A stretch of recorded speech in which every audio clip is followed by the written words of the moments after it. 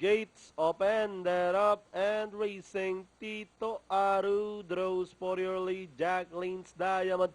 Lady wants to know, moving up by the rail, then on the outside, Carmelo, followed by Explosivo. King Rick, then followed by Extraordinary, and Lorkis Tower is running at the tail of the field. Rounding towards the last 600, Jacqueline's Diamond in command by the rail is Tito Aru. Moving up on the outside, Carmelo, then moving up now to take fourth, King Rick. Lady wants to know down on the inside as they race at the final corner.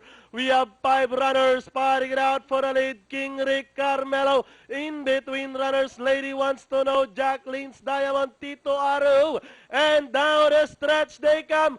We have Lady wants to know running by the rail, Carmelo. Moving up on the outside, Extraordinary with 100 meters of the race.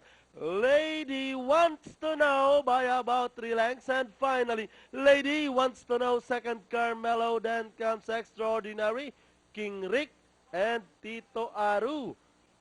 For your fans. Okay, 2